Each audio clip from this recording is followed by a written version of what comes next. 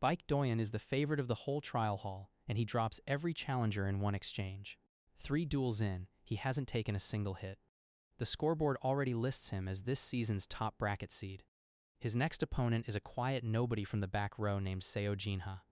What nobody in this hall knows is that this back row kid is secretly the Academy's #1 ranker, 2 years running. Doyen figures it's the easiest win yet. Some of his friends in the stands are already taking bets on how fast it ends. But something about this quiet kid doesn't add up. Jinha steps onto the floor with his collar buttoned and his hands loose, like he's queuing for lunch, and the duel is somebody else's chore.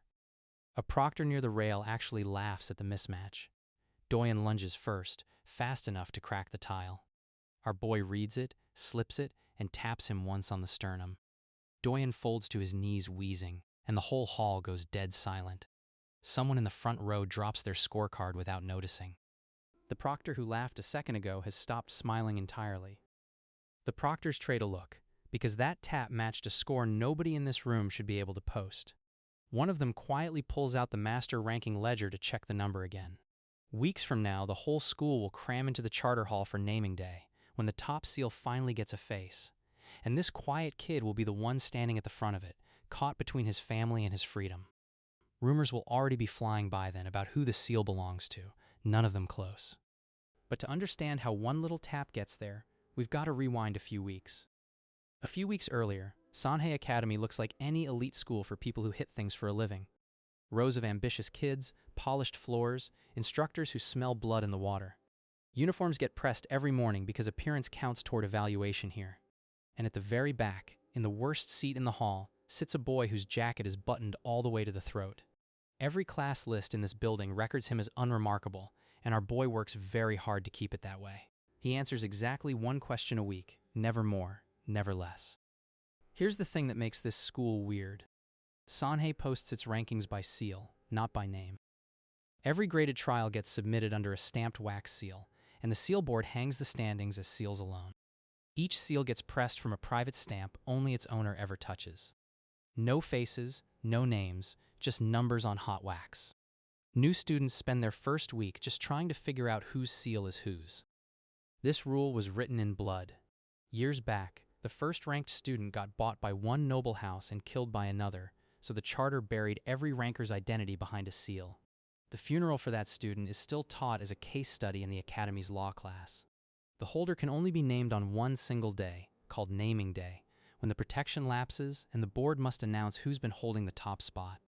Guards triple in number on the grounds that week, just in case old habits return. The same charter grants that named holder one small mercy in return, a single statement, spoken before the record is sealed shut, the one moment the wax can't overrule. 2 years running, the top seal has belonged to the same person, and nobody in this building has a clue who that is. It's him. It's the quiet kid in the back row. Seo Jinha, called Jinha, has held the #1 seal for 2 straight years, and you and I are the only ones who get to know that this early. Everybody in the hall thinks the top ranker is some hidden monster, some duke's son training in a mountain somewhere, and he's sitting 6 feet away eating a cold rice ball. He even lets other students copy his lower-ranked homework just to keep the act airtight. Nobody has ever once looked at him twice. So why keep it a secret at all? Because the top seal comes with a stipend, and that stipend is the entire income of his household. 40 silver a month, paid to a seal, no name attached. His mother stretches every coin of it across rent, medicine, and his little sister's school fees. Take away the seal and his family doesn't eat. He's watched that number drop before, and he's not about to let it happen again. 40 silver holds this family together. His mother can't work anymore. Her hands shake too badly to hold a needle. His little sister is 9, and there's a jar on the shelf with the medicine that keeps her chest from rattling at night. Last month, the jar ran out 3 days early, and Jinha ate nothing but broth so she wouldn't notice. He pawned his father's old whetstone that same week and told his mother he'd misplaced it. She caught the lie but let it pass. His sister asked why he never eats the good rice, and he told her the broth was his favorite, and she believed him. Here's the trap our boy is living inside. He can't stop winning, because winning is the stipend. But every trial he wins is a data point about who the top seal could be. Their schedule, their stamina, the hours they couldn't have been anywhere else. The better he does, the fewer people he could possibly be. He's digging his own hole one perfect score at a time.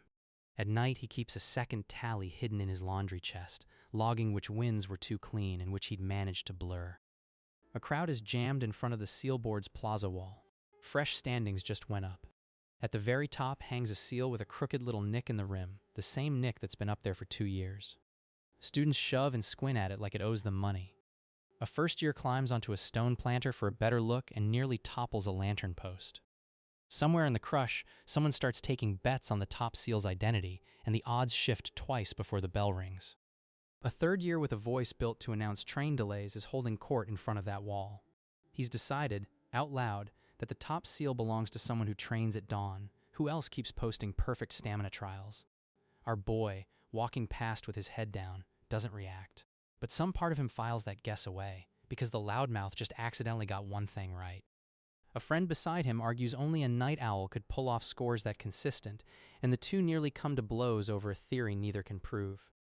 Then a girl cuts through the crowd like she owns the deed to it. This is Ha Yoon-sol, and for 2 years she has let the entire school assume the top seal is hers. She never says it. She just smiles when people whisper it, and lets the whisper do the work. Today, she pauses in front of the wall a beat longer than usual, tracing the nicked seal's edge with her eyes. A junior girl asks outright if the seal is hers, and Yoon-sol only tilts her head, which the junior takes as a yes and repeats to 3 other people within the hour. Why would she do that? Because a rumor pointed at her is a rumor not pointed at him. Every eyeball chasing, is it Yoon-sol, is an eyeball not counting Jinha's trial hours. She's been the lightning rod on purpose, standing in the open so the storm hits her instead of the back row. And our boy has quietly let her. She's even started sitting out trials that overlap with his best hours, timing her absences so the pattern of missing genius tracks her name instead of his. Spending standing points she could easily bank, like a toll she decided long ago was worth paying. Jinha and Yoon-sol don't act like partners in a scheme. They act like 2 people who barely know each other. She flicks him a bored glance across the plaza, he gives nothing back, and they both keep walking. That distance is the whole point. Once, months ago, she left a folded note under his training mat with nothing on it but a time and a place, and he burned it in the kitchen stove before his mother woke. Neither has mentioned it since. The bell rings for the first graded trial, and the hall fills up fast. Today's format is a control bout. Pin your opponent inside a chalk ring without leaving it yourself. The instructor is a sour old blade master with one milky eye who keeps a tally of failed students scratched into his desk. He calls the pairings in a flat bark that never changes pitch. Jinha's opponent is a broad-shouldered second year who's lost every bout this term and looks almost relieved to finally draw someone his own size. Our boy's problem isn't the bout, it's the score. If he pins his opponent too fast, the seal submitted posts a number so clean it lights up the whole board. So Jinha does the hardest thing a genius can do, throttles himself, wins by a believable margin, and eats a fake stumble so it looks like work. He lets his back foot slide half an inch further than it needs to, enough that the Blademaster's milky eye marks it a near miss. The second year walks off grinning about the closest match of his term, never suspecting he was handed it. He drops his opponent, sells a small wobble, and the crowd loses interest. Just another decent bout from a nobody. The sour instructor grunts and moves on. But in the scoring box, a proctor frowns at the timing sheet because the stumble cost exactly 0 real time, and that's the kind of thing you only notice if you're already looking. He circles the number twice, taps the clerk beside him, and points at the column without saying why. The clerk shrugs and files the sheet anyway, since a hunch isn't grounds to hold up the tournament clock. The proctor keeps his own copy separate, folded once, tucked into his coat instead of the archive box. That evening, he walks the long way home to the cramped rooms his family rents on the cheap side of the river. His little sister meets him at the door with a drawing of a lumpy dragon. He tapes it over the empty medicine jar and counts the coins in the tin. 22 silver left, 18 days to the stipend, and the jar needs filling in 6. The landlord's chalk mark on the doorframe is 1 line longer than last week, meaning the rent climbed again without anyone asking. He turns the drawing so the dragon's crooked grin faces the door, half joke, half ward against whoever knocks next. Before sitting down, he checks that the window latch still catches. His sister asks if he won today, because she likes it when he wins. He tells her he did fine, true, and useless at once. She asks if he'll be famous. He tells her absolutely not, that fame is for people with worse problems than theirs. She laughs. He doesn't, because famous is the one thing that would end them. She holds up 2 fingers and makes him swear, the way she does every night, and he presses his fingers to hers like a real oath. Then she asks for the dragon story again, the one where the dragon hides its gold so well even the dragon forgets, and he tells it slower than usual so she'll fall asleep before the ending. Now the guy from the cold open. Baek Doyen is a duke's second son, top of every public ranking, and the loudest walking resume in the building. He beats people in front of crowds because the crowd is the point. Lately, he's obsessed with one question. If he's the best anyone can see, who's the seal above him that nobody can? His retainer now brings him the board's postings before breakfast because Doyen reads them standing up, still in his sleeping robe, before he'll touch food. He started keeping his own ledger of names and numbers in a locked drawer, a habit none of his tutors taught him. Doyen isn't stupid, which is the dangerous part. He's noticed the top SEAL's trial results describe a specific kind of person: brutal fundamentals, freakish stamina, a schedule that never collides with his own.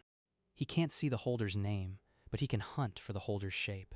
He borrows the archive logs under a friend's name so his own doesn't show up, asking, then cross-checks every entry against the hours he himself was in the ring, ruling out anyone with an alibi.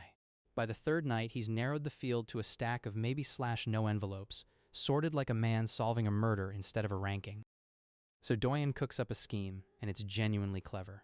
He'll challenge a big open field of students to public spars, one after another, and cross-reference every result against the board's postings. Whoever fights like the top SEAL's numbers is his man. He announces it as a festival of skill. It's actually a trap with a bow on it. He even donates prize money from his own allowance to fill the sign-up sheet faster, since a bigger field means fewer places for his real target to hide. His retainer asks, carefully, whether this is really about school pride, and Doyen just smiles. A sign-up sheet goes up in the plaza, and half the school scrambles to add their name, because beating Doyen in public is a career. Yunsal signs immediately and dramatically, drawing every eye to herself, right on cue. Our boy has zero intention of signing. Then the sour instructor posts the pairings, and Jinha's name is already on the list, entered by the school, because back row nobodies don't get to opt out. A junior clerk reads the pairing sheet aloud twice, just to be sure, since nobody remembers Jinha ever standing near the sign-up table. Yunsal catches his eye across the plaza and mouths something that might be an apology. Here's the bind. If Jinha fights Doyen and wins, his shape goes on record next to the top SEAL's numbers. If he dumps it on purpose, he takes a public loss that contradicts his real scores, its own kind of clue. Either direction leaves a print. He spends the night doing arithmetic with no clean answer, running through excuses that might strike his name from the list: illness, injury, a family emergency, and discarding each, since a sudden excuse right after the pairings post is its own confession. Near dawn, he decides the only move left is to lose so carefully the loss looks like an accident, and falls asleep still hating how thin that plan is. Yunsal catches him alone in a stairwell the next morning, and for once she drops the board act. She tells him Doyen's spar isn't about winning, it's a net, and he's swimming right into it. She's kept the school looking at her for 2 years, and she can feel this one slipping. Then she says the quiet part. If he gets caught, her whole cover story turns into a crime. Because think about what Yunsal actually did. She let everyone believe she holds a rank she never earned. As long as it stays a rumor she never confirmed, it's just gossip. But the second the real holder surfaces, the record shows a girl who claimed the top seal for 2 years, and the charter has an ugly word for that, filed right under the expulsions. The festival spar day arrives, and the plaza's been ringed with chalk and packed 3 deep with spectators. Doyen stands in the middle like a carnival barker who never runs out of marks, flattening challenger after challenger. A first year lasts 4 seconds. A council prefect lasts 6. Doyen's grinning, but his eyes are doing something colder. He's clocking every loser's style against a folded sheet of board numbers tucked in his belt. By midday, Doyen has cross-referenced 20 students off his suspect list, out loud, one at a time. Too slow. No stamina. Wins up like a farmer. Each dismissal is him shrinking the search in front of everybody. The crowd thinks it's showboating. Our boy, waiting his turn at the back, understands he's watching a manhunt with an audience. Yunsal steps into the ring against Doyen and puts on an absolute show. She's good, genuinely good, top 30 good, and she throws everything flashy she has to look like a monster hiding her depth. Doyen toys with her, then pins her, and as he does, he mutters that her stamina gives out a full minute before the top SEAL's does. He crosses her off his list right there. 2 years of misdirection, gone in one bout. That's the moment Yunsal's whole strategy dies, and she knows it. She can't be the shield anymore, because Doyen just publicly proved she isn't the seal. Every eye that was parked on her is now free to wander, and there's only so many desks left for those eyes to wander toward. She looks across the plaza at the back row kid, and for 1 second her calm cracks. Then the sour instructor balls out the next pairing, and it's Jinha versus Doyen. The crowd doesn't even quiet down, because who cares? A back row nobody against the Duke's son is a bathroom break, not a bout. Our boy walks to the chalk with his collar buttoned and his hands loose, and somewhere a proctor idly opens the board's ledger, just in case. You already know how this goes, because you saw it up top. Doyen lunges, our boy slips it, and taps him once on the sternum. But now you know what that tap costs. Doyen folds, the plaza goes silent, and the folded sheet in his belt suddenly has exactly one name it can't cross off. Doyen kneels there gasping, and the humiliation hasn't even hit yet, because his brain's still stuck on the numbers. That tap had the timing of the top seal's scores. Not close to it. Identical to it. He looks up at this buttoned collar nothing of a boy and, for the first time in his life, feels like the second smartest person in the ring. Our boy sees it land on Doyen's face and does the only thing he can. He fakes a flinch, stammers an apology, offers Doyen a hand up like he can't believe what he just did. Half the crowd buys it and laughs. A first year starts chanting the wrong name, and the crowd picks it up. One of Doyen's own crew laughs along, and that cuts deeper than the fall did. Doyen doesn't buy a second of it, and that's the problem. Up in the scoring box, the proctor goes still, then closes the ledger softly, like a door he doesn't want heard. He doesn't announce anything. He unclips a brass token from his sleeve and slides it into his pocket instead of the return box, a debt marked and not called in. A junior clerk asks if the bout needs rescoring. The proctor says no, twice, before the question's finished. He just got a data point he'll be trading later, because a number that shape is worth actual money here. Our boy gets home shaking, and not from the fight. His sister's asleep, the jar's empty, the tin's down to 19 silver because rent came due. She stirs at the sound of the lid and mumbles in her sleep. He answers by name, so she settles. He checks the loose floorboard where Jinha's spare seal is wrapped in cloth, just to be sure. He counts again. 19 silver. The jar needs filling in 4 days. The stipend lands in 14. He didn't win today. He survived, which is different. Doyen can't sleep either, but his problem is the opposite of empty. He replays the tap 100 times, and every replay says the same thing. That kid isn't lucky, he's throttled. He pins a corkboard behind his door, marking dates in red string, connecting posting to absence. A friend tells him to let it go. Doyen doesn't answer. Instead, he starts something more dangerous than another spar, pulling old attendance sheets to see where the back row nobody was on the days the top seal posted. Here the hunt changes shape, climbing off the training floor and into the filing room. Doyen can't beat the answer out of Jinha, so he decides to read it out of the records instead. He borrows a key from a cousin on maintenance, telling himself it isn't stealing if he puts it back before the bell. He starts a private list. 1 column for postings, 1 for the back row kid's name, and the columns keep lining up. Fists were rung 1. Paperwork is rung 2, and paperwork doesn't get tired. Word of the tap reaches the student council, and they smell an opportunity dressed as duty. The council president, razor thin, treats the charter like scripture and a broken rule like a personal insult. She announces a formal audit of trial attendance, framed as protecting the seal's integrity. Her office posts witness sign-up sheets within the hour. 3 students are already in line before the ink dries. Translation. She's going to line up every posting against every sign-in sheet and see whose story doesn't hold. An audit doesn't care how hard you punch. It cares whether you are physically capable of being in 2 places, and our boy has spent 2 years being in exactly the wrong one at exactly the right times. That night, he runs his own numbers first, matching every posting he ever claimed against everywhere he was supposed to be, and the mismatches are longer than he wants. Every perfect result he ever posted is now a line in someone's ledger. He can dodge a fist all day. He cannot dodge a subtraction. Yunsal reads the audit notice on the plaza wall and goes pale. She's already run where it ends. She thinks about warning him again, right there in the open, then stops, because a second warning today would look like more than concern. She folds the notice into her sleeve so no one sees her hand shake. When attendance lines up against postings, the numbers point at 1 desk. The instant they name the real holder, the record shows her, the girl who let the school believe she held it. The audit that catches him convicts her. They're chained to the same falling rock. That night, Yoon-sol tracks him down behind the dormitory kitchens, and she finally asks the question straight. Why not just give the seal up quietly and disappear into the crowd? Our boy tells her the truth for the first time. 40 silver a month, a sick mother, a 9-year-old with a jar that has to stay full. He says it flat, no violins. She doesn't have an answer to it, because there isn't one. A kitchen bell tolls curfew somewhere behind them, and neither one moves toward it. She repeats the number back to him twice, like saying it slower might make it smaller. So now they're both standing on the same ledge. If the audit names him, his family starves the month the stipend stops.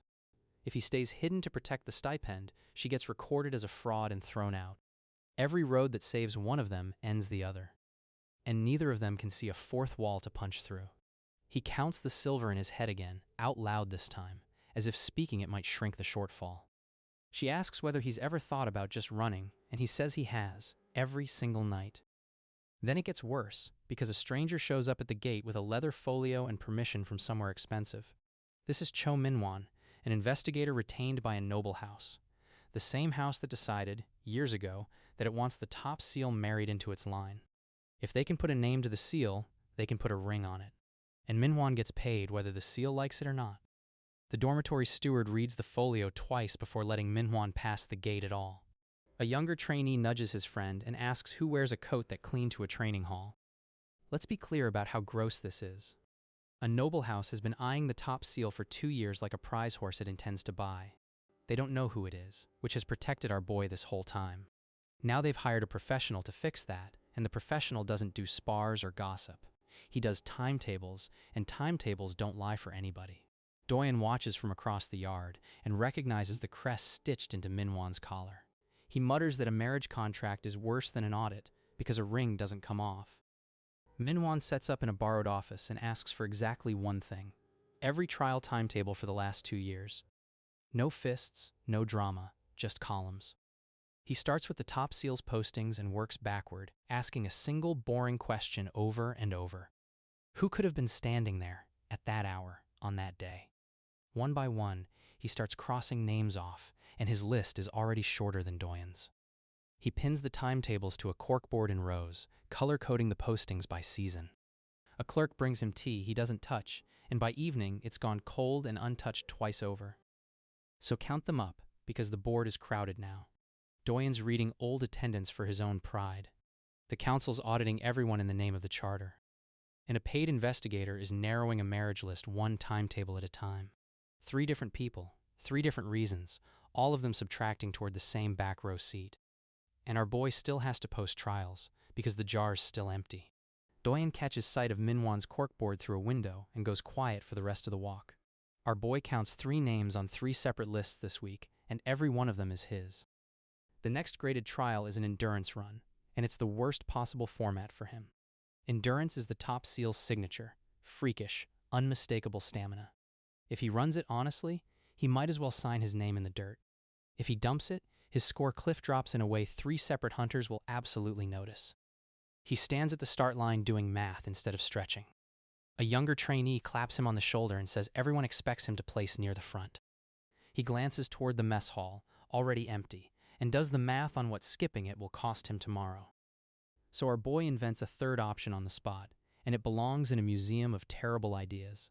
He runs the endurance trial genuinely gassed, by not eating that morning, on purpose, so his real stamina drops to something merely excellent instead of impossible.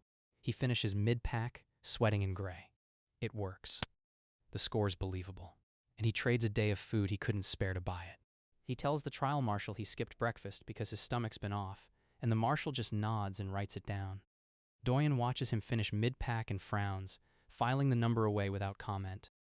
But Minwon is exactly the wrong man to fool with a convenient dip. He circles that one merely excellent score in red and writes a note beside it. A holder this consistent doesn't slip for no reason.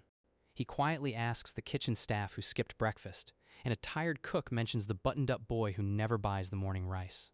Minhwan pulls the boy's meal chits for the last month and lines them up on his desk.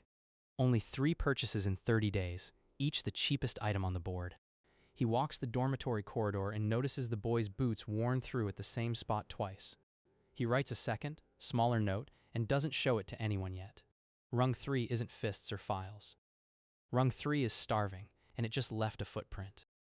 That same night, the thing our boy is bleeding money to prevent happens anyway. His little sister wakes with her chest rattling like a loose window, and the jar's been empty 2 days too long.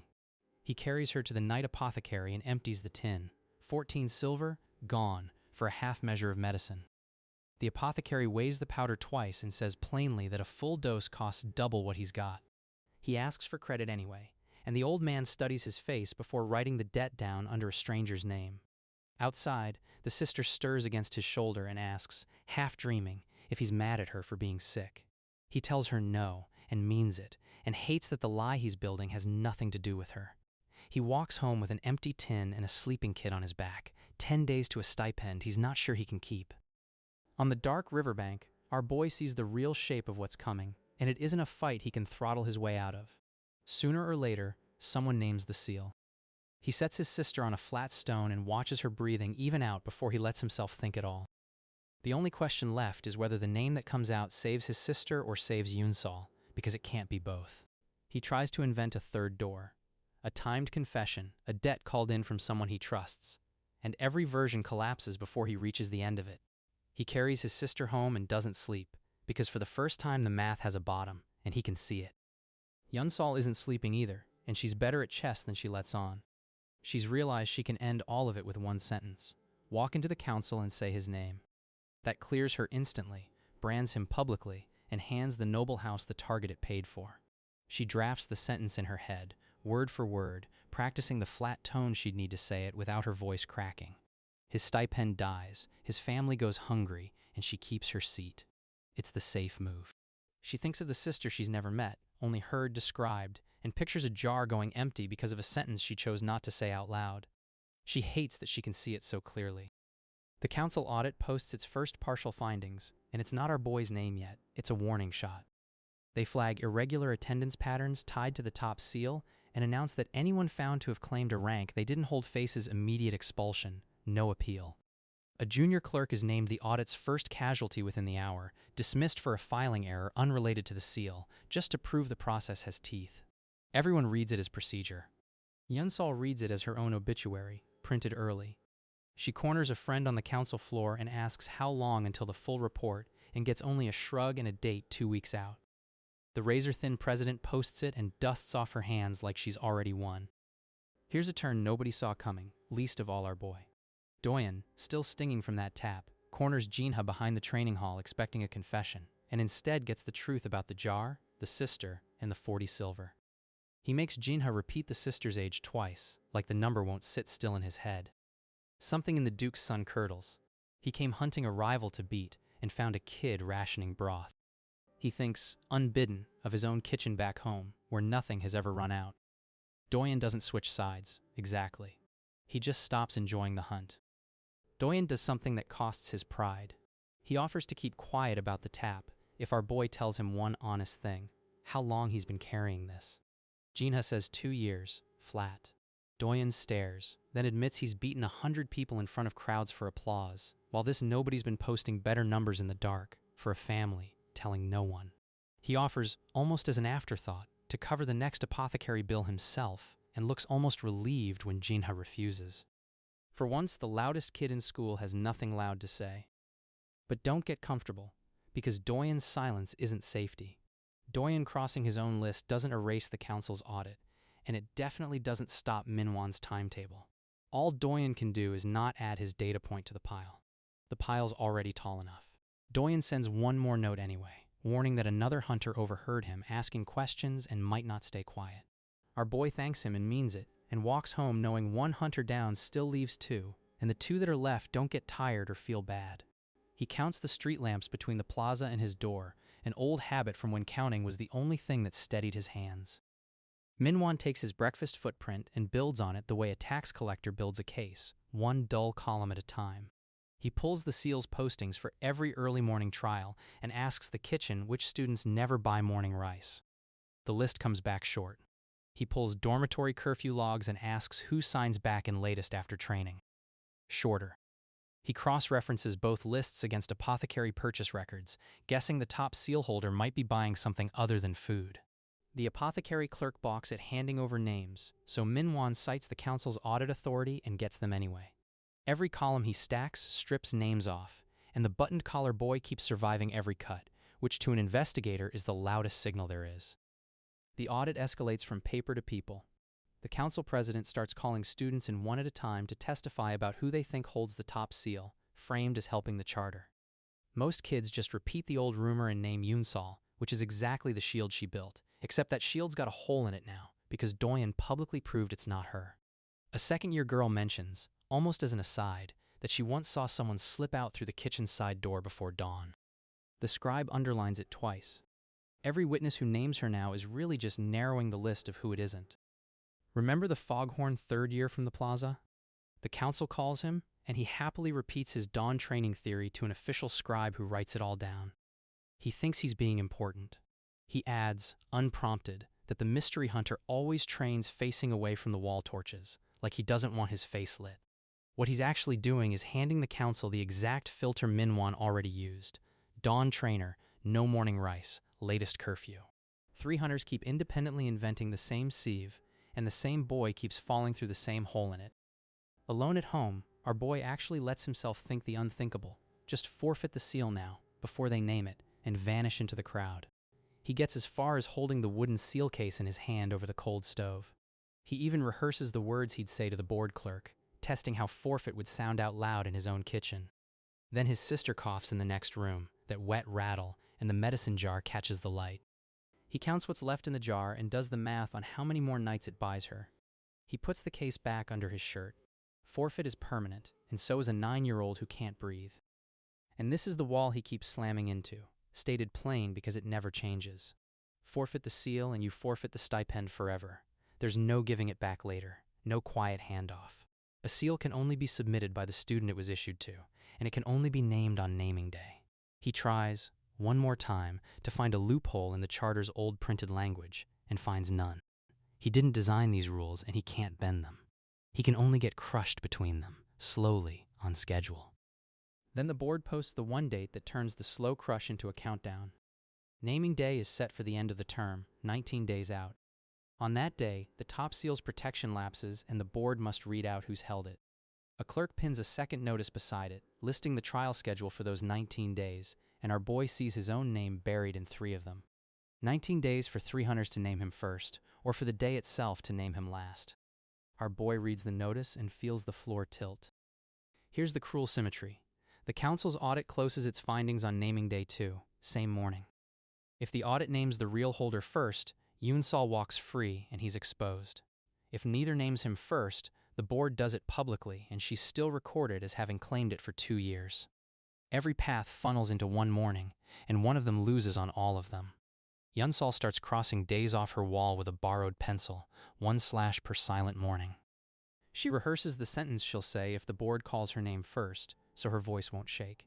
A junior clerk mentions the audit panel added an extra reviewer this week, and Yunsal spends an hour deciding if that's good news or worse. Sensing a term-end circus, the instructors crank the trials up. The next one is a live steel dual bracket, no throttling room. Every bout scored on margin, a soft win as suspicious as a hard one. Our boy stares at the bracket like it insulted him. Win clean and he glows on the board. Lose and he contradicts 2 years of scores. The trap keeps narrowing on purpose. Doyen quietly volunteers to scout the schedule for gaps where a bout might slip past the crowd unnoticed. One instructor pulls Jinha aside afterward, asking if an old injury is acting up, mistaking his silence for pain instead of dread. Jinha lets him believe it, easier to explain than the truth. Right when it can't get more crowded, a new player walks in the gate. A late transfer duelist arrives from a border academy, sharp-edged and reputation-hungry, the kind who beats people to build a name fast. Nobody knows her yet, which makes her dangerous. No history on the board to protect, nothing to lose by making noise. She takes one look at the bracket and marks the top seal's numbers as the thing to break. She signs the entry ledger with a flourish, listing no home academy, only the word border. The clerk has to ask her name twice before she bothers answering. She drops her travel bag in the dormitory hallway rather than wait for a room, already headed for the practice yard. Within a day, the school calls her the border wolf. She fights like winter with a grudge. She doesn't care who the seal is. She wants to post a number that beats it, publicly, and force the holder to answer or look weak. She's hunting the record, not the name. To break a record, you have to make its holder fight at full strength, the one thing our boy has spent 2 years never doing. She spars an unlucky upperclassman just to loosen her shoulders and leaves him sitting on the ground. Someone warns her the seal never fights past 70%, and she laughs like that's the best news all week, asking what the other 30% looks like. The bracket seeds the border wolf on a collision course with our boy's side of the draw. If both keep advancing, they meet in the semifinal, live steal, scored on margin. Doyen sees it first and finds Jinha in the corridor with an actual warning. She's not a puzzle you can fake a stumble past. She reads deception like a menu. Our boy nods. He's running out of stumbles anyway. Doyen sketches the bracket path on a torn scrap of paper so Jinha can see the collision coming 3 rounds early. Jinha folds the paper into his pocket without answering, which Doyen has learned means he's already thinking too hard to talk. Round 1, our boy draws a swaggering fencer who's all wrist and no legs. Jinha wins by the exact, believable margin he spent 2 years calibrating, enough to advance, not enough to shine. The crowd yawns.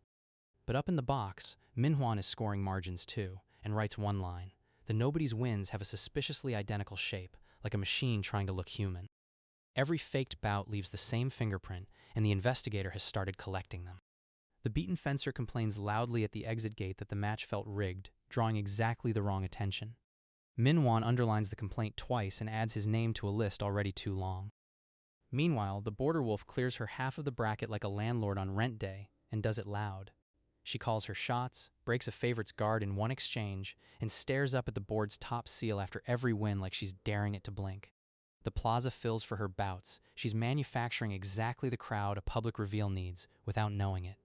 A younger student keeps a chalk tally of her win margins on the wall by the gate, updating it after every bout. By evening, someone has chalked her name above the board's own rankings, half a joke nobody bothers to erase. That night, our boy tallies the tin one more time, and the number is the whole engine.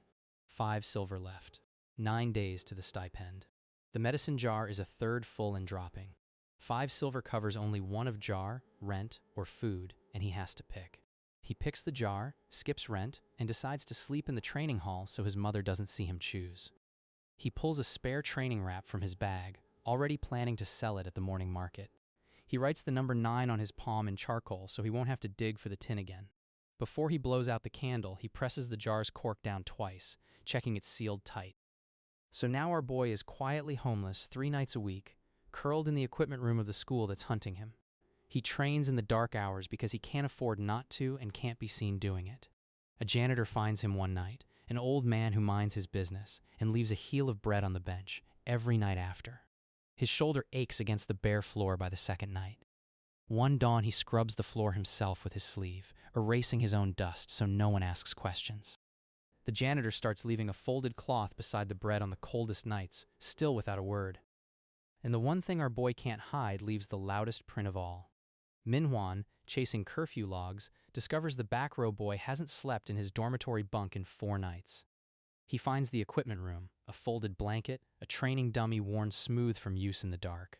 He doesn't gloat, just writes it down. A student training in secret, at the hours the top seal's stamina demands. He notes fresh scuff marks at the window latch, boot heel height, and cross-checks laundry logs against curfew sheets, the same 4 missing nights, lining up exactly. Before he leaves, he closes the ledger slowly, unsettled by how neatly the case builds itself around one name. Yunsol, watching the net close, finally cracks toward the safe move. She drafts a written statement to the council with his name in it, seals it, and carries it to the council office door. She stands there, hand on the wood. 1 sentence and she's clean, he's burned, her seat is safe. She's earned the right to save herself.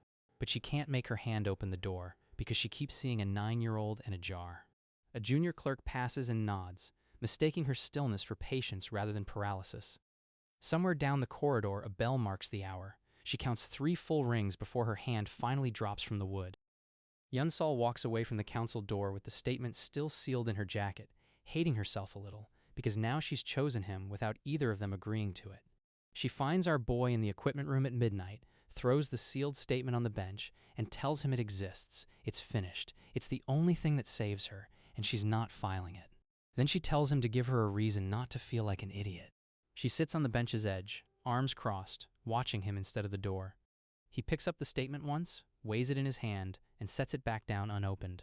The silence stretches long enough that the janitor's bread goes untouched between them. So the two of them, cornered from every side, finally stop dodging and start scheming. If the audit will name him on naming day, and the board will name him on naming day, then the only ground they have is the shape of that naming. Who says it, in what order, what it means when it lands. They can't stop the reveal. Maybe they can aim it. It's a terrible plan with one moving part, and the part is him. Yunsal sketches the naming day order from memory on the back of the sealed statement, marking where a name could shift earlier or later. Our boy asks who controls the microphone in that final hour. She admits she isn't sure yet. They agree the first move has to look like an accident, not a strategy. But before any of that, there's a duel to survive, because the Border Wolf just won her quarterfinal and their semifinal is set for the morning. Live steel, scored on margin, in front of the biggest crowd of the term. If our boy throttles, she'll read it and shame him into a real fight anyway. If he goes full strength, the board lights up like a festival lantern. The gate clerks have already chalked odds on the courtyard board, and every number on it assumes he loses close. Doyen corners him one more time and asks the only question that matters. Which secret is he willing to burn to keep the other? Our boy doesn't answer, and Doyen takes the silence as its own kind of answer. He walks off counting his own coin toward a bet he now regrets making. The plaza is packed shoulder to shoulder, and up on the wall the top seal hangs there with its little nicked rim, silent as ever, wax and a number and nothing else. Minwan stands at the rail with his folio. The council president watches from the scoring box with her ledger. Doyen's near the front, and Yunsal's got a sealed statement burning a hole in her jacket. A junior clerk squeezes in beside Minwan and asks to borrow a pencil, and he hands it over without looking, eyes already on the chalk line.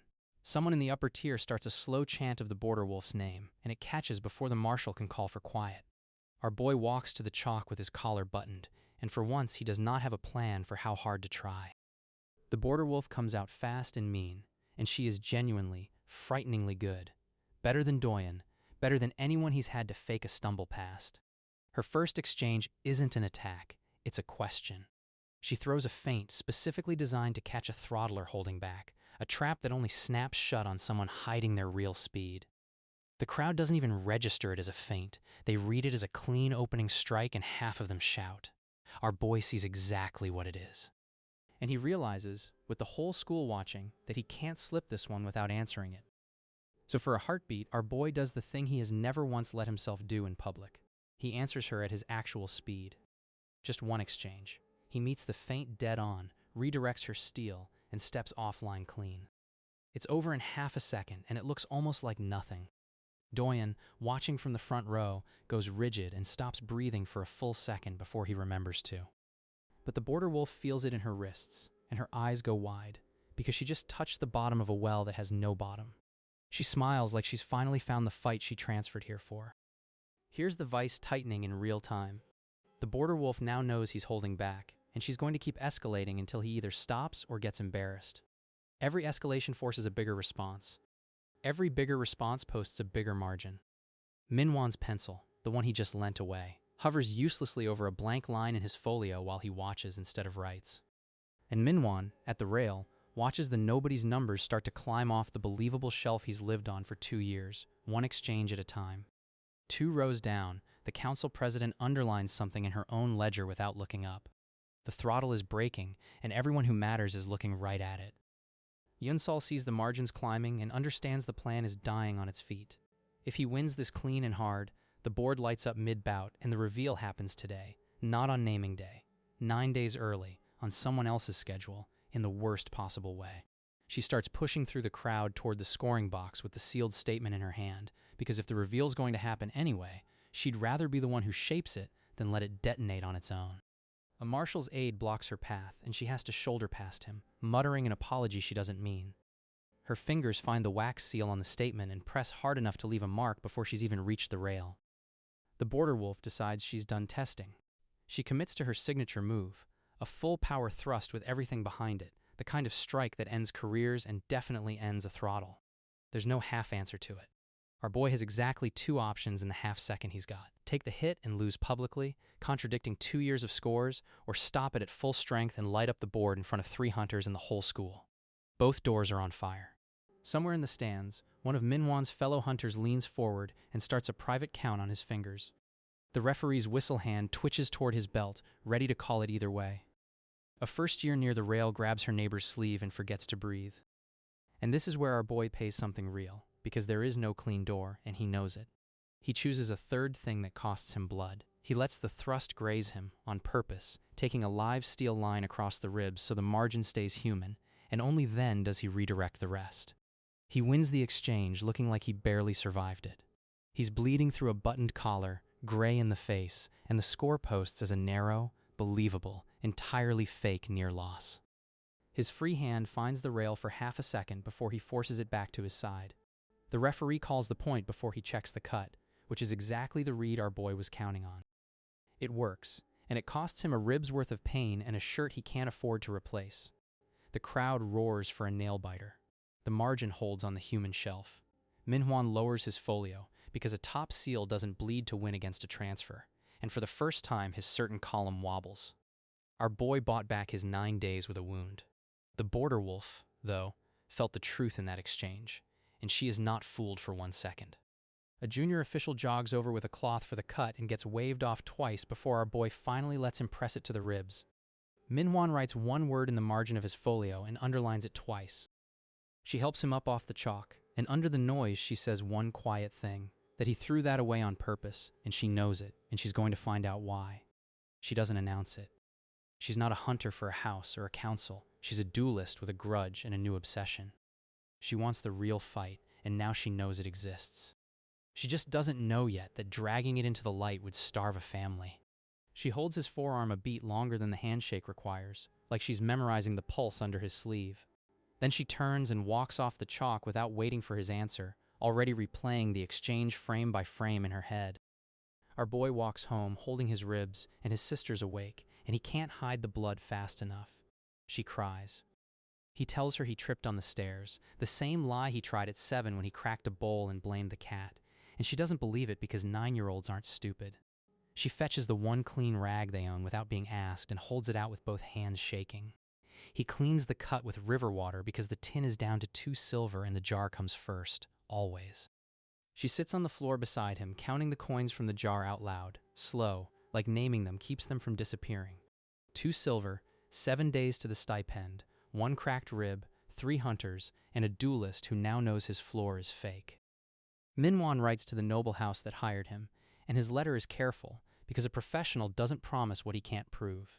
He tells them he has narrowed the top seal to a single back row 3rd year, name attached, but that the boy fights like someone hiding something even bigger and bleeds to stay hidden. He recommends they wait for naming day rather than move early. He seals the letter with his own mark instead of the house's, so that if it's intercepted, the trail stops at him. The house writes back one line, "Do not wait. We want the name before the board reads it, so we can reach him first." Minhwan reads the reply twice, then burns the candle down another inch, deciding how to answer it. And now the slow crush gets a spur in its side. The noble house doesn't want a public naming, they want a private one, so they can get their offer to the seal before rivals do. They instruct Minhwan to confirm the name in 3 days, not 9. A junior clerk from the house delivers the amended contract in person, waits in the doorway until Minhwan signs the receipt himself, which means the investigator, who was content to let the calendar do his work, now has to force it. He cancels 2 other cases that afternoon without explanation, and his assistants notice. Rung after rung this thing has climbed, and it just decided it's in a hurry. The razor-thin council president isn't blind, and she notices the outside investigator suddenly moving fast. She has her own clerk pull Minhwan's travel permits from the registry to confirm which district he's working. She doesn't like a noble house getting to a seal before the charter does. It's the exact crime the wax was written to prevent. So she accelerates her own audit to close in 3 days too, to name the holder first and protect them, which really means control them.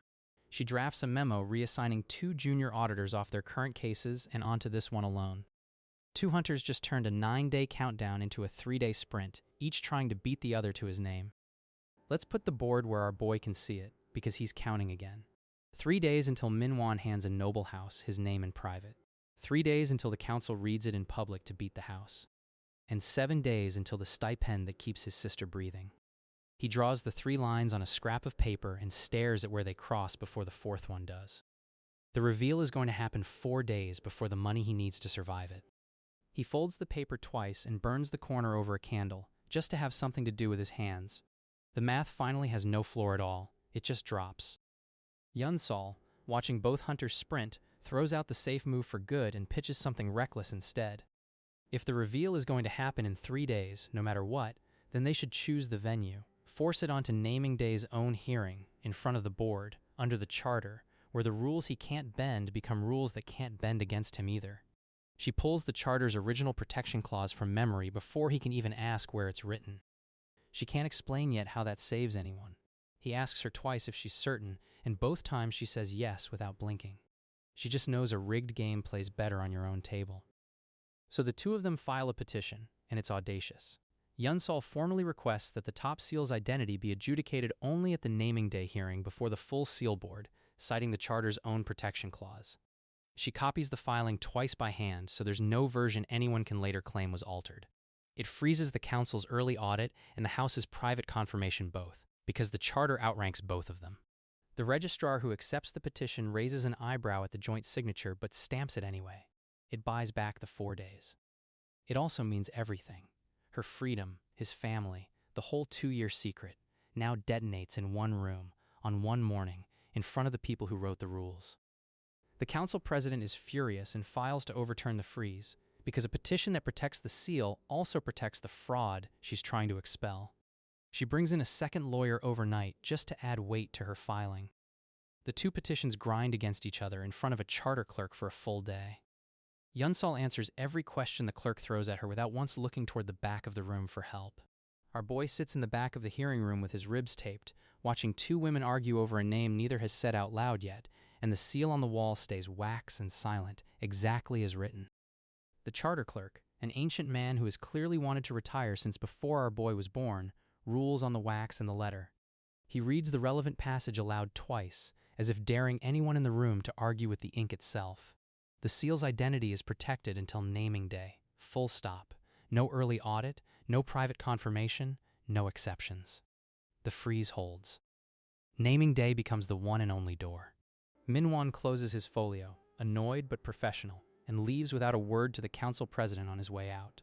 The council president smiles like a knife, because she'll just win it in the room instead. The noble house doesn't love being told to wait by an old clerk. Manhwa delivers their message to Yunsol, since she's the one who filed. If the seal doesn't come to them willingly at Naming Day, they'll make the fraud finding land on whoever blocked them. It's a threat with her name on it. She takes it standing up and doesn't flinch, which surprises Manhwa. He adds that the house has already drafted the paperwork naming her, dated and ready to file the moment Naming Day ends badly. Yunsol asks to see it, and he lets her read the draft over his shoulder. She notes the house misspelled her father's title, just to show the threat doesn't scare the pedant in her. Manhwa writes down her exact words for his own file, unsure whose side that note will serve. Manhwa isn't a monster, he's a man with a job. 2 years of watching this boy's life turned up, not a prize horse, but a kid bleeding to keep a jar full. He does the job because he's paid to. But somewhere in the folio, there's a page he wrote and didn't send, about the sister, because even an investigator can decide which facts a buyer doesn't need. He rereads it alone by lamp before locking it in his smaller document case. He can't cleanly answer whether he's protecting the sister or his own conscience. He drafts a resignation letter halfway through the night, then burns it before dawn, telling himself the boy still needs someone gentler than a stranger watching. In the morning, he requests 1 more week of surveillance pay, written to look routine. With the freeze holding, everything goes quiet for a few days, the bad kind, before a storm decides where to land. Our boy trains in the dark, ribs aching, janitor's bread on the bench. The border wolf watches from doorways, still not understanding the stakes.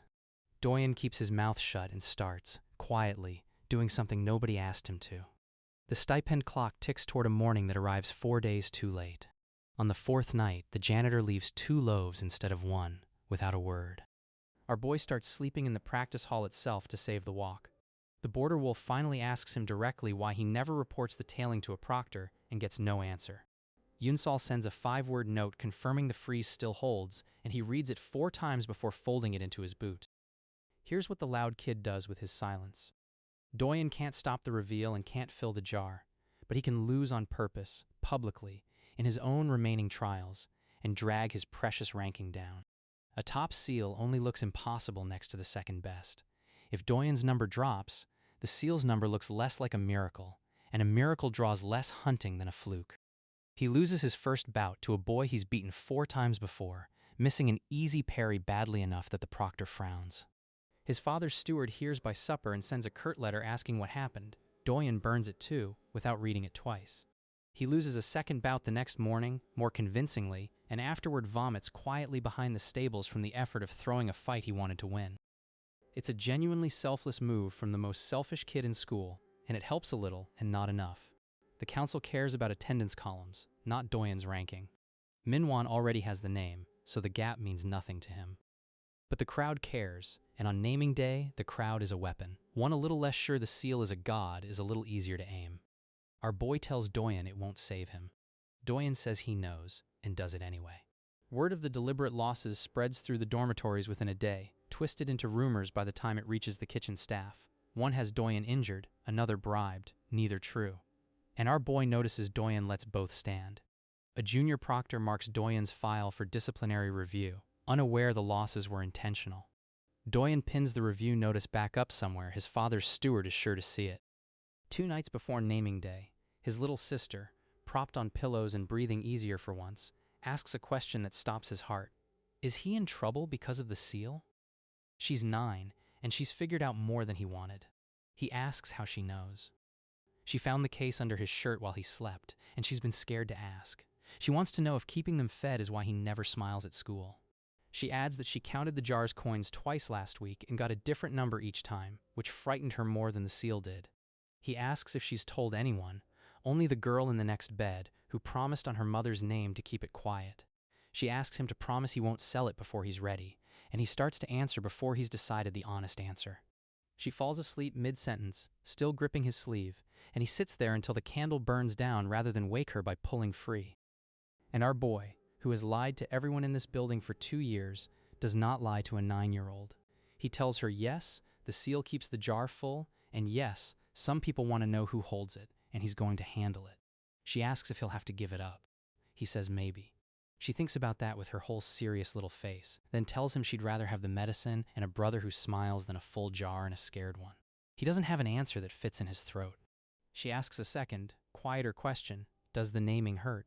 He says only if he lets it. She reaches over and straightens his collar, the same collar that hides the tape underneath, and doesn't ask about that part.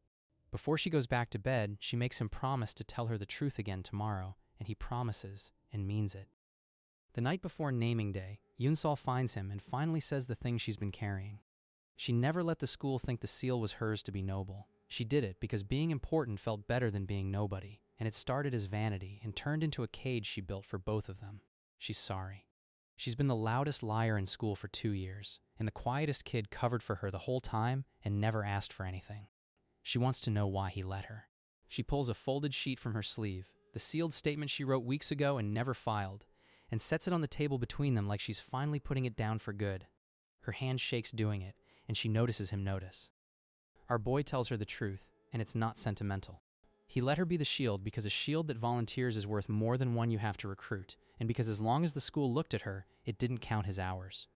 It was strategy, cold as the river. Then he says the part that isn't strategy, that somewhere in 2 years, the arrangement stopped being useful and started being the only person who knew, and he didn't want to lose that either. Neither of them says anything. That distance they built finally has a crack in it. She pushes the folded statement an inch closer and asks if he wants her to read it out loud at the naming instead of just holding it.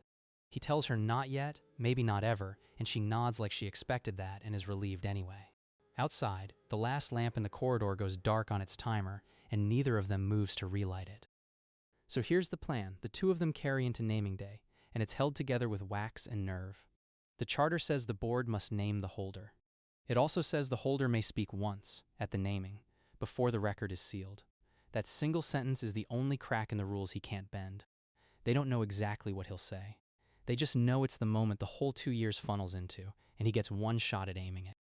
Yunsol offers to stand at the back with the statement in her coat, ready to file it the second his mouth closes, and he tells her only if the room turns against him. He runs through the wording once out loud, low, testing which sentence comes first, and stops himself twice because both openings sound like begging. She rewrites one line for him on the margin of her own statement, and he keeps it. They don't sleep so much as lie in the dark rehearsing silence. Naming day arrives gray and cold, and the great charter hall fills to the rafters because the whole school knows the top seal gets a name today. The full seal board sits at the front table, 7 charter keepers with the ledger and the wax between them. Manhwa stands at the side with his folio and the noble house's men behind him. The council president sits front row with her audit findings ready to fire. And at the very back, collar buttoned, ribs taped, sits a boy nobody in the room is looking at. A junior clerk drops the wax stamp on the way to the table and the front row flinches at the crack of it. Yunsal slips in through the side door last, statement still folded in her coat, and takes the seat nearest the aisle so she can move fast if she has to. Doyen isn't allowed in the hall proper, so he watches through the narrow window in the side corridor, one small hand pressed flat against the glass. The 7 charter keepers open the ledger together, and the sound of that many pages turning silences the last of the murmuring. Up behind the board hangs the standings, wax and numbers, and the top seal with its nicked rim, silent for 2 years and silent still. In a few minutes, the charter forces that silence to break. Everyone in the hall is staring at the wax like it's about to grow a face. Only 3 people already know whose face it is. You, and him, and the girl in the front row with a statement she never filed. The lead charter keeper clears his throat and lifts the ledger an inch, testing its weight before he reads. Behind the board, a second clerk warms a fresh stick of wax over a small flame, ready for whatever name gets spoken. Our boy uncrosses his arms at the back of the hall and lets his hands rest open on his knees. The gray light through the high windows finally breaks, one shaft landing square on the standings wall, and for a moment the whole room looks up at it instead of at each other. The senior charter keeper stands and reads the clause, the old, cruel, beautiful clause, that on naming day the protection lapses and the holder of the top seal shall be named before the assembly, and shall be granted one statement before the record is sealed and the new term's protection begins. He asks the board to bring forward the attendance findings and the seal itself. The council president rises with her ledger. Manhwa steps forward with his folio. A junior clerk carries the physical seal case to the table and sets it down between the 2 ledgers. The senior keeper checks the wax on the case to confirm it hasn't been broken since the last posting. Someone near the doors coughs once, and the whole front row turns to glare before catching themselves. 2 hunters, 1 wall, 1 name, and our boy still hasn't moved. The council president lays her audit on the table and does not hedge. 2 years of attendance, cross-referenced against every top seal posting, point to 1 student and 1 student only. She taps a specific date in the ledger, the night of the border skirmish, and reminds the board that the seal was posted within the hour while half the hunting hall was still accounted for elsewhere. And before she names him, she wants the board to note the second finding, the one that matters to her. That a certain girl allowed the school to believe the seal was hers for 2 full years, which under the charter's own list is fraud, punishable by expulsion. She reads the fraud clause aloud herself, slowly, so the clerks copy it word for word. She wants both names read together. She wants a hunt and a hanging in the same breath. So there it is, in the open, exactly the shape Yunsal saw weeks ago in the dark. The instant the real holder is named, she's convicted, unless someone in this room speaks first and changes what the naming means. She has the sealed statement in her jacket that clears her and burns him. She could stand up right now and read it. Her mother, 2 rows back, leans forward slightly, misreading the stillness as composure. The board is turning toward the attendance findings. Her hand is on her jacket. A junior clerk begins uncapping the sealing wax at the far table, and the small sound of the lid carries further than it should. And she looks to the back of the hall at a boy who is finally, slowly, getting to his feet. The senior keeper turns to Manhwa and asks the retained investigator to confirm or dispute the council's finding, since a noble house paid for an independent read. Manhwa opens his folio. Every column he's built for 3 days points at the same back row desk, airtight, professional, done. He glances once at the council president, whose eyes are already fixed on the back row, waiting for him to say the name so she can say the other one. He looks at the boy standing at the back with taped ribs, and he thinks about the page he wrote and didn't send. His thumb finds the corner of that unsent page, still folded inside the folio's back pocket. Then he tells the board his finding is, and stops, because the boy at the back has just asked, quietly, for the charter's one statement, before anyone reads a name at all. And the whole hall finally turns around, all of it at once, to see who spoke from the worst seat in the room. Our boy stands there, collar buttoned, one hand on the wooden seal case under his shirt, and he asks the board to honor the clause, the holder's one statement, granted before the record is sealed. The senior keeper looks down at the open charter as if checking whether such a request has ever actually been made this way before. The council president objects that he hasn't been named yet, so he can't claim the holder's right. She adds, almost as an afterthought, that procedure exists precisely to stop moments like this one. And our boy says, in the flattest voice in the building, that they can name him now, then, and get it over with. You could hear a coin drop, except nobody in this hall has a spare coin, so you could hear nothing at all. Because the moment he says, "Name me now," he's answered the 2-year question himself, out loud, standing up, in front of everyone. The quiet nobody in the back is the top seal. Doyen already knew. A first year near the front whispers the boy's name to a neighbor who clearly doesn't believe it. The border wolf, 3 rows over, stands up so fast her chair falls, because now the fake near loss makes sense and she's furious and thrilled at once. Someone near the wall starts, unthinkingly, to clap once before catching the silence and stopping. And Yunsol's hand comes off her jacket, because the sealed statement is suddenly worthless. He just did the one thing it existed to prevent. The senior charter keeper, thrown but bound by the letter, does what the clause requires. He calls the boy forward, takes up the naming wax, and prepares to enter the identity into the sealed record. Seo Jinha, holder of the top seal, 2 years running, named at last. The wax stick nearly slips before he steadies it. The stipend clause sits beside the naming clause, and everyone in the front row knows it. The instant this name is sealed, the protection lapses, the term resets, and the 40 silver is in play like blood in water. A junior clerk checks the page number, then freezes, realizing what he's about to witness. Our boy walks the length of the hall he's hidden in for 2 years and takes the floor. Yunsol half rises as if to stop him, then sits back down when he doesn't look at her. Our boy stands before the board with the whole school at his back, and he does not defend himself. He asks the board a question instead, in that flat voice. Read aloud the exact charter wording of the fraud they mean to hang on the girl in the front row. The senior keeper, confused, reads it. Fraud is claiming a rank one does not hold. Murmurs run along the back benches as students realize he's steering the hearing somewhere new.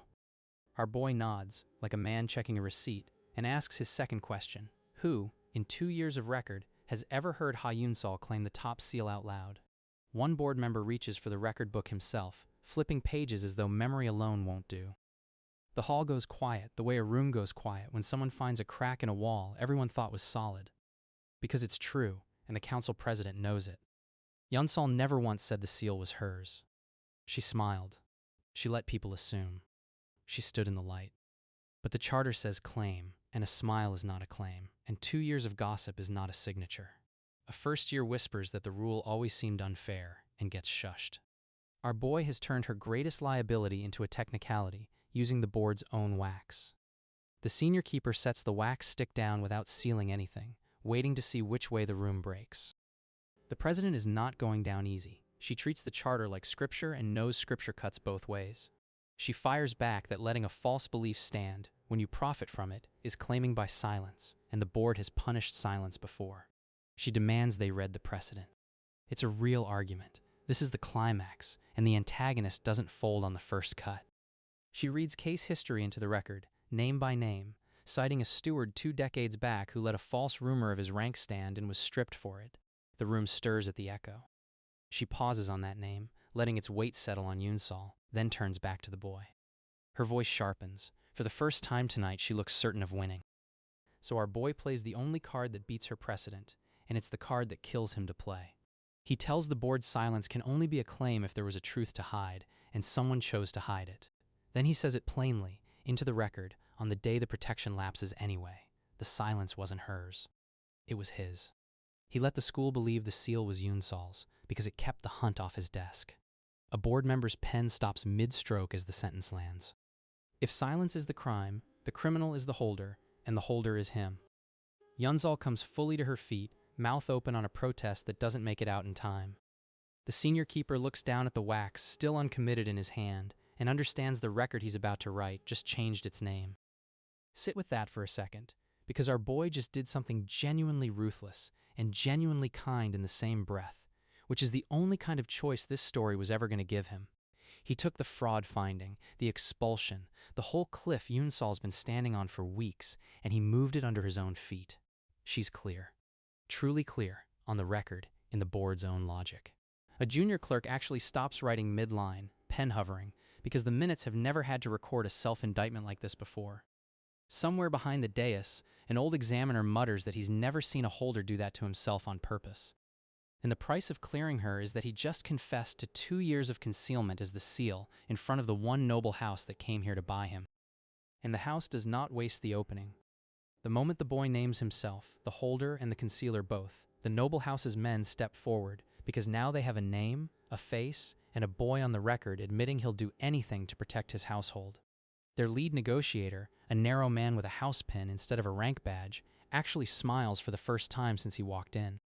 Manhwa watches his employers close in on the exact leverage he warned them the boy would have. He digs his thumbnail into his own palm, hard enough to leave a mark because he'd hoped to be wrong. They don't threaten. They offer. They offer, right there in the hall, to make every debt that back row family carries disappear. The rent, the jar, all of it, in exchange for one signature binding the seal to their line. Let's be honest about what that offer is, because it's the cruelest thing in the room and it's dressed as mercy. They will fill the jar forever. His sister breathes, his mother rests, the tin never runs dry again. The negotiator even names a number out loud, casually, the way you'd mention the weather, and it's more coin than the family has seen in 3 generations. For a half second, the boy's eyes go somewhere else entirely. The kitchen, the tin, his sister's cough at 3 a.m. before he drags them back to the room. All he has to do is let them own the thing he bled 2 years to keep free and marry the seal into a house that once watched a ranker get KO'd for less. It's everything his family needs, offered by the last people on earth he'd choose. And his sister's medicine is the string tied to it. Yunsol is on her feet now because she can see the trade and she won't let him make it for her. Her chair scrapes back loud enough that 2 board clerks look up from their ledgers at once. She tries to stand and reclaim the fraud, to tell the board she did claim it, to move the cliff back under her own feet and give him the room to refuse the house. She'd rather be expelled than watch him sold. She opens her mouth. A steward half rises to physically usher her back to her seat, and she shrugs the hand off without even looking at him. And our boy, without turning around, says one word to the board that shuts the door on her. He tells them she is out of order because the holder is speaking, and the holder gets one statement, and this is still his. Then the border wolf does the last thing anyone expects, and it changes the temperature of the room. She stands, chair still on the floor behind her, and tells the board she has a competing claim on the seal's fate, a formal challenge, duelist's right, unsettled since the semifinal he threw. The scar along her jaw goes tight when she says it, the same way it does before she steps onto a mat. She doesn't care about houses or stipends. One of the older board members actually leans toward his neighbor and asks, out loud, whether a duelist challenge even outranks a house petition, and nobody answers him. She says she'll vouch for the boy, publicly, against the house's offer, on one condition, that before any signature binds that seal anywhere, she gets the real fight he denied her. She just handed him a lever and a leash in the same sentence. The Duke's son stands against a noble house, and the room doesn't know what to do. Doyen tells the board what he saw. A rib open to keep a margin honest, a family fed on 40 silver, a nobody who outfought him in the dark for 2 years and asked no one for anything. His word carries weight the back row never could, and he puts it all on the scale for a kid he came here to beat. He unpins his house crest and sets it on the rail, so no one can say he spoke as his father's son instead of himself. A junior keeper gasps. No cadet has ever surrendered the pin mid-session. The house's men stop smiling. One writes a note, and a runner slips out with it before anyone can stop him. The 7 charter keepers lean together, and for the first time all morning they're split. Some want to honor the house's offer and be done.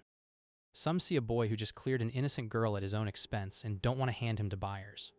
One old keeper taps the clause about a ranker bought and killed, the reason the wax exists, and asks if they're about to do exactly what the charter forbids. A younger keeper counters that the house's silver has fed 3 border stations this winter, and refusing it isn't free either. The old keeper calls a show of hands. 3, then 4, then a tie that stops the clerk's pen mid-word. The nicked seal still hangs on the wall, and everyone knows the face now, but no one's sure what to do with it. The great hall door opens. A 9-year-old with a rattling chest talked her way past a janitor who leaves bread on benches. 2 guards move to turn her back. The janitor steps between them and claims she's with him, buying her 3 more steps in. His sister stands in the doorway, jar clutched in both hands, searching the room for her brother. She coughs once, hard, into her shoulder, and it carries to the front benches where the house's men sit. Our boy turns, and the flat, careful mask he's worn for 2 years cracks down the middle. The one person he hid all of this to protect just walked into the middle of it. She doesn't understand the charter or the house or the seal. She understands her brother's face. She holds up the jar, still a third full, the medicine he bled and starved for, and tells the hall, in a clear, carrying voice, that she doesn't want it if it means they keep him quiet and scared. A keeper half rises as if to hush her, then sits back down. She says she already told him she'd rather have less medicine and a brother who smiles. Behind the house's envoy, one hired hunter looks down at his boots and doesn't look up again. The house's cruel, sufficient offer suddenly has a witness who doesn't want it. Here's what the board is realizing, and the house, and Yoon Sol, and you, our boy claimed the charter's one statement and used it to clear the girl and name himself. But he hasn't finished it. He still has the floor. The wax isn't poured, the signature unsigned. The clerk holds the stamp above the page, waiting on a word that hasn't come. Doyen, still standing, says nothing and simply waits with him, and the silence gets heavier than speech. Every hunter, every offer, every precedent in the room is frozen. Waiting on the end of a sentence, a quiet kid from the worst seat in the school hasn't yet chosen how to finish. Look at the 2 doors, both still open, and he's standing exactly between them. Door 1. He takes the house's offer. The jar never empties, his sister breathes, and the free thing he built for 2 years belongs to someone who buys people. Door 2. He refuses, keeps the seal his, keeps his family's independence, and walks his sister home to a jar that runs out in 6 days with no stipend and no plan. Save the family or save the freedom. He cannot do both, and everyone in the hall now knows it. Doyen's chair scrapes back another inch, his hand planted on the rail like he means to vault it if the answer goes wrong. His sister shifts the jar to her other arm, her fingers gone white around the glass. A board member leans sideways and whispers something that makes the woman beside her cover her mouth. The senior charter keeper doesn't move at all, and that stillness is somehow louder than the whispering. The senior charter keeper raises the naming wax and tells the boy the clause has limits. The holder's one statement ends when he falls silent, and the moment it ends, the board seals the record and the offers become binding or void by his last word. He asks Seo Jinha, holder of the top seal, named at last, for the end of his statement. The hall holds its breath. His sister holds the jar. Yunsol holds the arm of her chair. A second charter keeper unrolls the binding parchment, ready the instant the wax drops. A voice in the upper gallery calls for the boy to hurry. 3 others immediately shush him. His sister tugs once on his sleeve, just letting him know she's still there. Yunsol's knuckles go pale on the chair arm, but her face stays perfectly arranged. And our boy looks at the wax, and at the door, and at a 9-year-old, and opens his mouth to finish the sentence he's been saving for 2 years. And that, the wax raised, the house waiting, the jar a third full, 2 doors on fire, and a boy standing dead center between his family and his freedom with the whole school finally looking right at him, is exactly where we leave our boy today. He knows the payoff already. He worked it out on a cold riverbank weeks ago. The only question left is which one of the 2 people he loves he's about to save, because the charter won't let him take it back once he says it. The charter keeper's wax stick hovers a finger's width from the seal, close enough that a single exhale could tip it. His sister's eyes flick from the jar to his face, like she's trying to read the answer before he speaks it. Somewhere in the back row, someone starts a slow countdown under their breath, and nobody tells them to stop. If you want to hear how that sentence ends, you already know what to do, because part 2 is where the wax finally falls.